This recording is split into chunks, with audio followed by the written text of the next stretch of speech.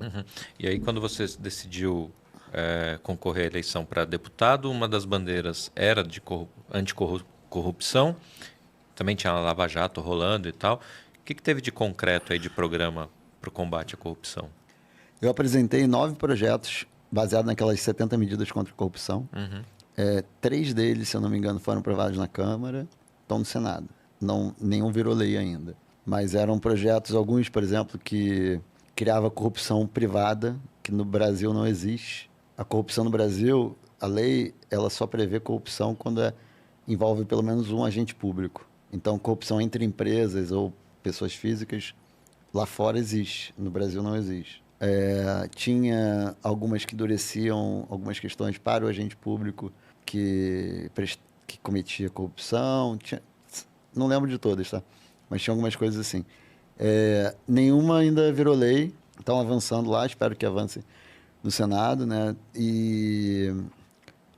Mas assim, para mim, uma das maiores vitórias nesse tema não foi um avanço, foi evitar um retrocesso muito grande. Uhum.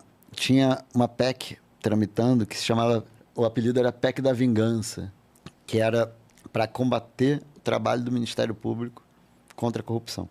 Foi uma PEC que criaram e tinha meio que apoio da maioria dos partidos. Foi comprada pelo Arthur Lira, ele foi o patrocinador da PEC. E foi, acho que a primeira vez que eu vi uma matéria ir para voto, apoiada pelo presidente da Câmara, e que perdeu no voto. Isso foi uma vitória incrível que a gente teve, porque aquilo ali realmente ia prejudicar muito o trabalho do Ministério Público, combater a corrupção. Eu nem acho que o Ministério Público é santo e nem perfeito, não, tá? Uhum. Mas ali ia ser realmente. E eles chamavam, não era eu que chamava, não era a imprensa. Ali na reunião, o pessoal falava: a gente tem que fazer isso mesmo, é a nossa hora de vingar contra esses caras, não sei o quê. Então, você pode discutir se teve abuso, se não teve, tudo mais, mas assim, eu ainda acho que outra que a gente não ganhou, mas, por exemplo, a lei da improbidade administrativa foi o contrário. Isso aí piorou, foi uma derrota grande nossa, assim. A lei da improbidade foi feita lá atrás e ela realmente tem problema, tá?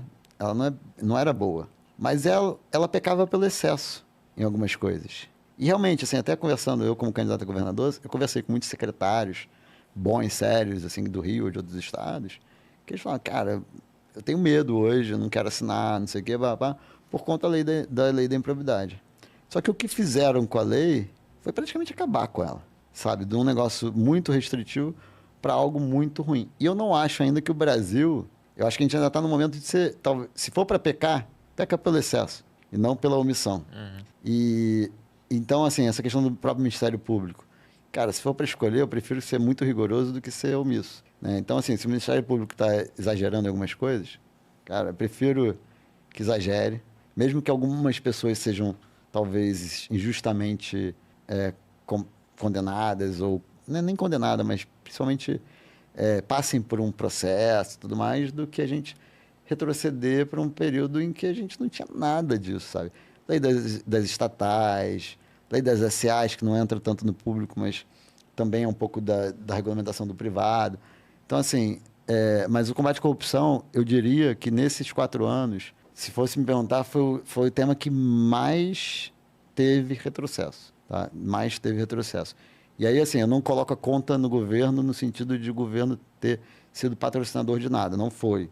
Mas o governo não foi defensor, Uhum.